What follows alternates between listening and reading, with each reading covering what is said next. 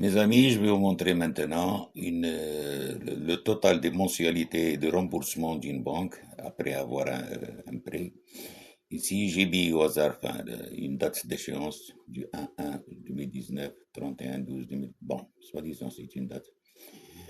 Ici, c'est un montant à emprunter, ça veut dire 200 000. Ici, c'est le taux de 4 dirhams, 4,5% par exemple, pardon. Ici, c'est la période, ça veut dire 240 mois. Vous voyez? Si je change ici, par exemple, j'écris 120, ça change. Vous voyez? C'est 10 ans. Alors, je vais laisser ce cas 240, ça veut dire 20 ans. Alors, une mensualité sans frais, bon, de toute façon, je vais supprimer tout. Ici, c'est intérêt, intérêt total. Total estimé. Voilà.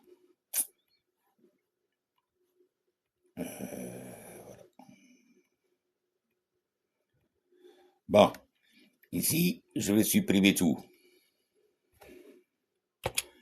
Alors, je vais calculer par exemple ici la mensualité sans frais, parce que figurez-vous ici les frais de dossier, par exemple, les frais d'assurance, on va mettre 1000 dirhams par an, on va mettre les frais de dossier par exemple 4500, 4500, ça c'est d'un seul coup.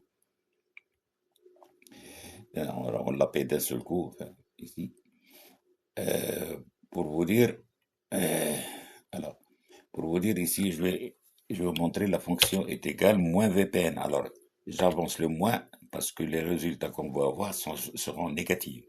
Alors, moins VPN,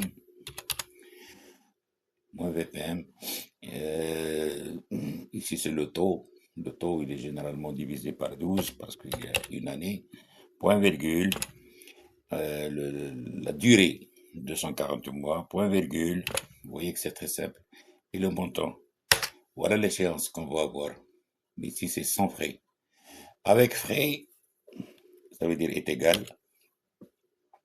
La même fonction, moins VPM, moins VPM. Toujours le taux divisé par 12, point virgule. On a le montant de la durée, point virgule. On a le montant d'emprunt. On ferme la parenthèse. Alors là, on va trouver la même chose. Ça veut dire. Mais il faut ajouter les frais de dossier. Alors, je vais mettre un plus. Je vais ajouter, je vais ouvrir une parenthèse. Je vais ajouter les frais d'assurance plus frais de dossier. Je vais fermer et diviser par le nombre de mensualités. Vous voyez, le montant a changé. 1265, 1280, ça a augmenté. Alors, on va calculer le total à payer. Total à payer est égal. Ah, vous voyez, c'est facile. Total à payer sans frais, on va mettre cette case qui multiplie le nombre de mois.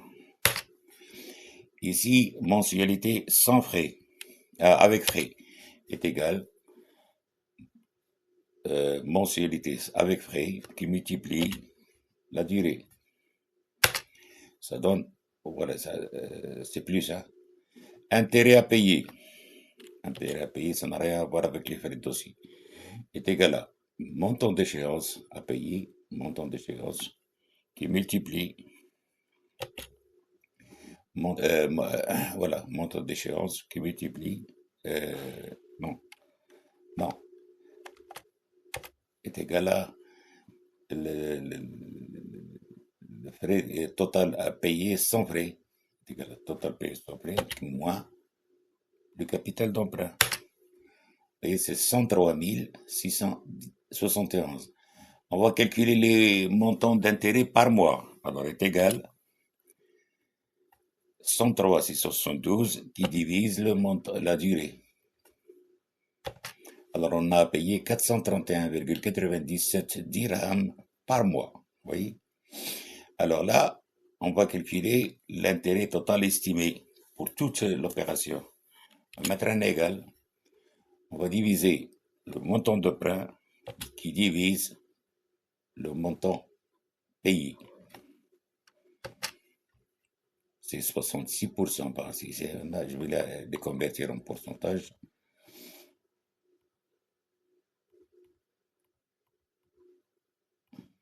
C'est 65,86%. Merci pour cette vidéo, merci de liker et au revoir pour une prochaine vidéo.